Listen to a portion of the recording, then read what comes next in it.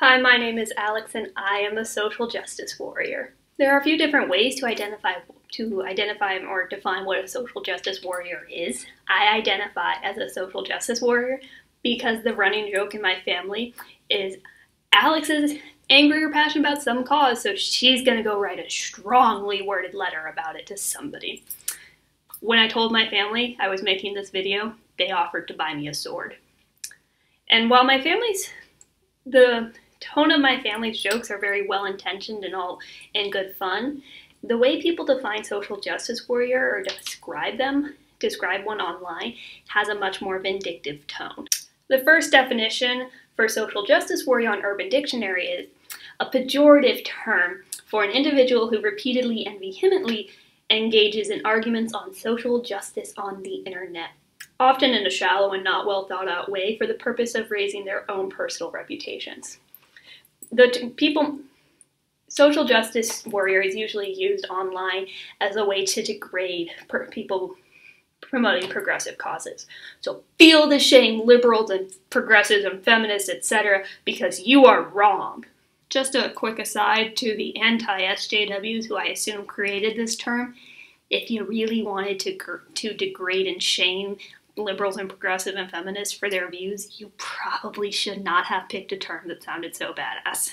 Although I have already angered and polarized many people with my declaration, I acknowledge that the collection of SJWs and anti-SJWs are very large and diffuse. There are social justice warrior tactics that I don't agree with and that, yes, I even find annoying.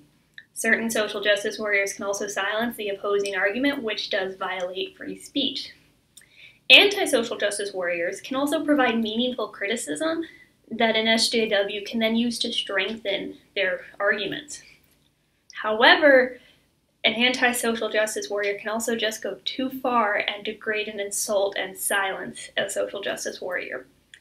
My point is, both groups have their faults and both can easily fall into using free speech violating tactics. Now that I've made my declaration and defined the terms, I want to explain why I felt this was necessary. Last week, I interviewed two victims of cyber harassment. While the forms of cyber harassment they experienced were different, the motives of the perpetrators were the same. The first victim was a victim of cyberbullying because she believes she rejected one of her male friend's romantic intentions. The second was a victim of non-consensual porn posted by her ex-boyfriend at the end of the relationship. The men were punishing the women because they were rejected. During the same week that I had interviewed these women, I was also reading Men Explain Things to Me by Rebecca Solnit. In the second chapter, she writes about the pervasive phenomenon of violence against women. She writes, violence begins with this premise. I have a right to control you.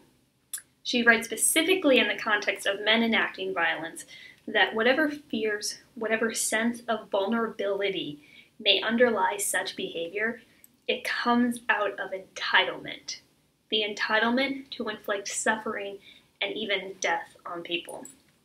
This entitlement to control is what I saw in the motivations of these men. The women did something they did not approve of, so they tried to regain control using online violence. Online violence tries to diminish a woman's reputation and self-esteem. If nobody believes her, she can be controlled. If she doesn't believe in herself, she can be controlled. Women experience cyber harassment more severely and more frequently than men do. The data is in the description below. Yes, men experience cyber harassment. And yes, there is some data that indicates men experience more harassment. However, male-focused cyber harassment is not my social justice warrior cause. I don't see this sick need to control in male-focused cyber harassment. It does not exist within the context of centuries of violence against women used to diminish, degrade, and dominate women. Female-focused cyber harassment does. It is used to silence women. Like Rebecca Solnit wrote in her book, I'm not suggesting that I think I am noticeably oppressed. I do not hate all men, but I do hate the men who manipulate and control women because they're afraid. My dad taught me how to be assertive, and he has always respected and empowered me, just like the women in my life have. My dad knows that my empowerment does not mean my brother's disempowerment. Men do not need to be silenced for women to speak. It's not a zero-sum game. Sure, we all need to be quiet for a little bit so we can properly listen to each other. It's taken my brother and I a few years of sibling drama to figure this out. When my brother and I, though, when we actually properly listen to each other instead of trying to talk over each other, we engage in a dialogue, we exchange ideas, and we respect each other.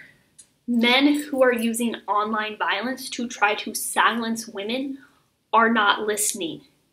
But I promise that we will keep talking. The only proper way to end this video is with the F word. I am a feminist. Hear me roar.